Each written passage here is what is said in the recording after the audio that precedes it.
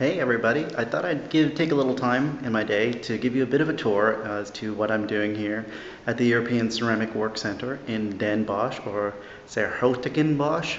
Probably messed that one up. Anyhow, so I've taken a little bit of a break from the manga ormolu work, and I've actually started working on a project that I've been working on for a little bit of a while, but I've been putting on the back burner. So I decided to take some time now here in the Netherlands to kind of explore some of those ideas that I was looking at. So I originally started with these images on my computer, and there it is on that computer. They've been gracious enough to loan me this large screen, which has been pretty nice, instead of working on my little Wii laptop. Anyhow, so I've been working on these images, and I was thinking about specifically, I was doing some research into culture shock, and I came across a quote from an anthropologist, and he was talking about how culture is like water that fish swim in, and that how the fish are never really cognizant or notice the water that they're swimming through, much in the same way that we don't notice our culture that we're swimming through or navigating every day. And I really like that really beautiful metaphor. So with these plate forms, what I've done is I've always felt, in the same way like the manga ormolu work, that the blue and white decoration or the decorative arts are like a representation of a culture or a style, an aesthetic, a part of the identity of the culture. And so what I'm doing is I'm doing these figures that are swimming through these decorative art patterns.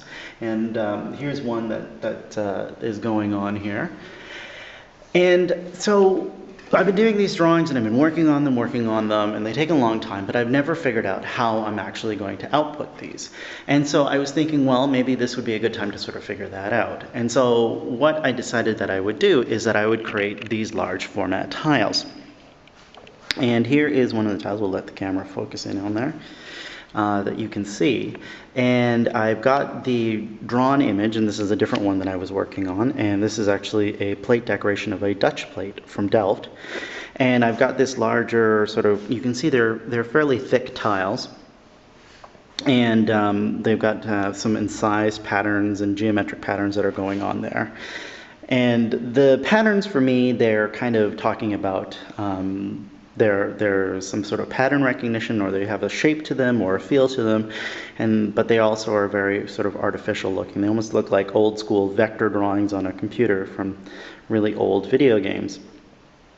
And so I've been working on these tiles, and in a lot of ways I feel like I've got to figure out what to actually call these things, because I don't really feel like I can call them tiles. Then I was thinking, well, maybe I'll call them tablets, but then I think the computer industry has monopolized on that nomenclature. So I've been calling them fragments, or thinking about them as fragments, and thinking about them as they are part of a larger piece, but in actual fact that they're not.